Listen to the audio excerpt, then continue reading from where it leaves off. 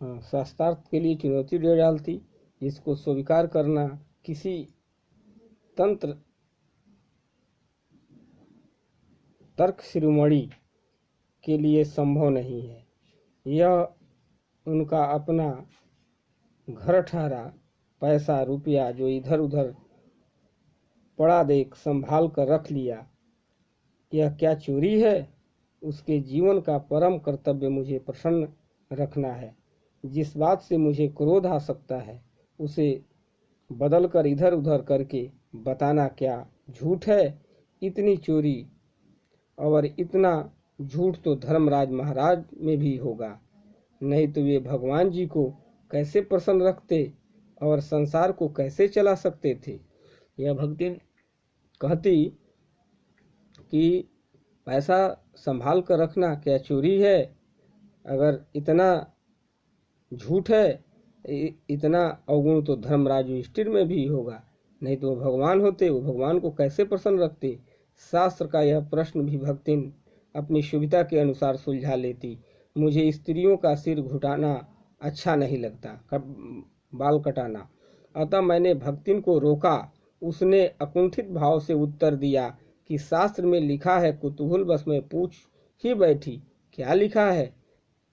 तुरंत उत्तर मिला, तीर्थ गए मुड़ाए सिद्ध। कौन से शास्त्र का यह रहस्यमय सूत्र है? यह जान लेना मेरे लिए संभव ही नहीं था।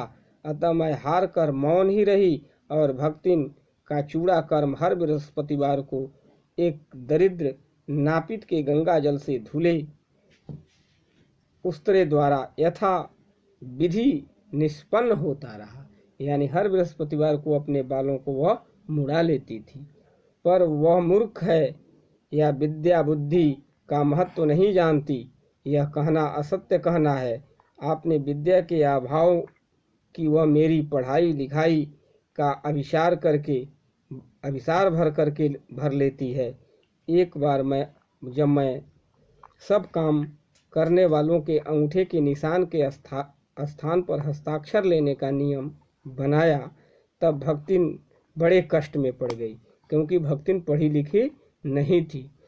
क्योंकि एक तो उसके पढ़ने की मुसीबत नहीं उठाई जा सकती थी, दूसरे जब गाड़ी वन दाइयों के साथ बैठकर पढ़ना उसकी वृद्धा अवस्था का अपमान था। अतः उसने कहना आरंभ किया, हमारी मालकिन तो रात दिन की तबियन में गड़ी रहती हैं। ठीक है, यानी हमारी जो मालकिन है यानी महादेवी वर्मा है लेखिका, वे दिन रात किताबों में ही पड़ी रहती हैं। अतः हमहू पढ़े लागब तो घर गृहस्थनी कौन देखी सुनी, इसलिए मैं नहीं पढ़ूंगी। यहाँ भी अपने बच निकलने का उपाय भक्तिन ने निकाल लिया। पढ़ाने वाले पढ़ने वाले दोनों पर इस तर्क का ऐसा प्रभाव पड़ा कि भक्तिन इंस्पेक्टर के समान क्लास में घूम घूम कर किसी के ई की बनावट, किसी की हाथ की मंथरता, किसी की बुद्धि की मंदता पर टीका टिप्पणी करने का अधिकार पा गई। उसे तो अंगूठा निशानी देकर वेतन लेना नहीं होता, इसी से बिना पढ़े ही वह पढ़ने वालों के गुरु बन बैठी।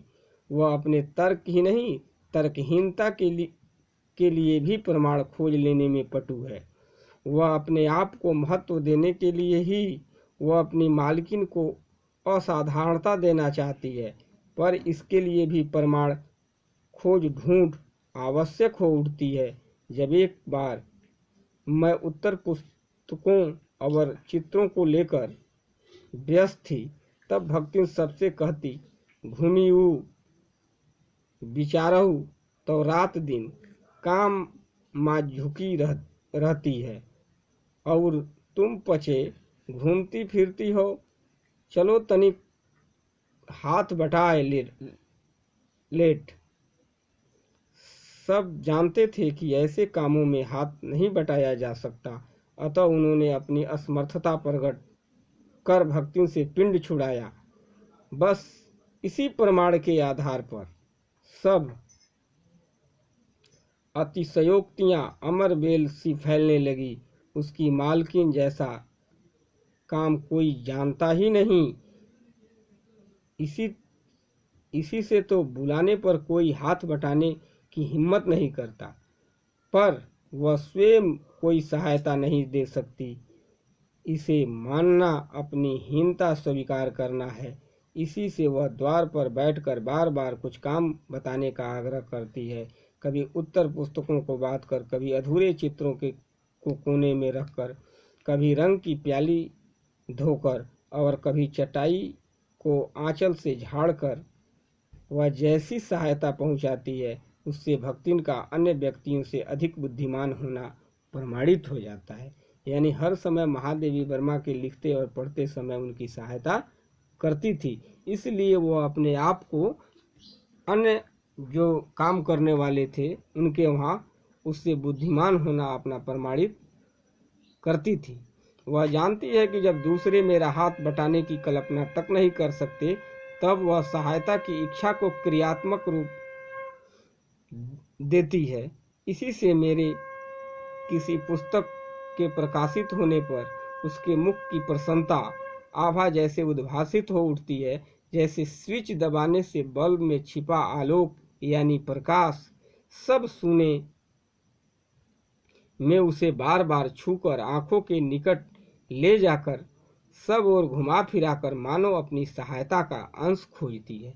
जब महादेवी वर्मा की कोई भी पुस्तक प्रकाशित होती है तो वह भी उसे छूकर, उसे आंखों से देखकर, उसे घुमा फिराकर अपनी सहायता का थोड़ा सा मेहनत उसमें क्या करती है, खोजती है।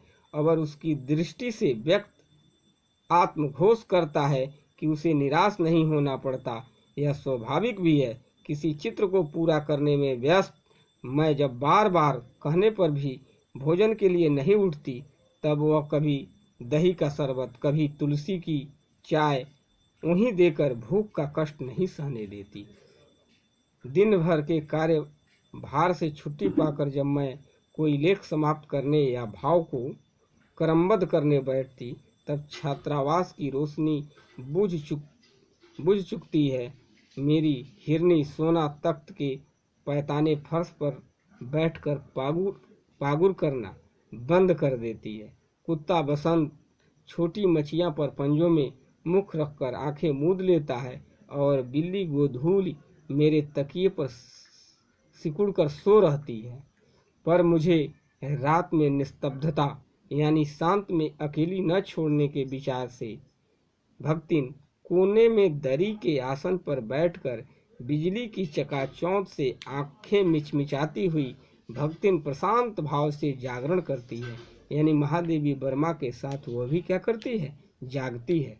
वह ऊँगती भी नहीं, क्योंकि मेरे सिर उठाते ही उसकी धुंधली दृष्टि मेरे आंखों का अनुसरण करने लगती है।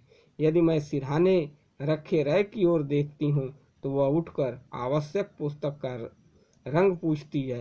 यदि मैं कलम रख देती हूँ तो वह स्याही उठा लाती है, और यदि मैं कागज एक ओर सरका देती हूँ तो वह दूसरी फाइल टटोलती है। बहुत रात गए सोने पर मैं जल्दी उठती हूँ और भक्तिन को तो मुझसे पहले जागना पड़ता है और सोना उछल कूद के बाहर जाने की आकुल रहती है। बसंत नित्य कर्म के लिए दरवाजा खुलवाना चाहता है और गोधूल चिड़ियों की चहचहाहट में शिकार का आमंत्रण सुन लेती है। मेरे भ्रमण की भी एक एकांत साथिन भक्तिन ही रही। बदरी, केदार आदि के ऊंचे नीचे और तंग पहाड़ी रास्तों में जैसे वह हठ करके मेरे आगे चलती रही, वैसे ही गांव की धूल भरी पगडंडी पर मेरे पीछे रहना नहीं भूलती। यानी पहाड़ों पर वह आगे चलती है महादेवी वर्मा जी के, और धूल भरी गांवों के धूल भरी पगडंडी रास्तों पर वह पीछे चलती है कि उन पर धूल न उड़े। किसी भी समय कहीं भी जाने के लिए प्रस्तुत होते ही भक्तिन की छाया के समान साथ पाती हूँ। आज कल के बच्चों इतना ही, आगे कल।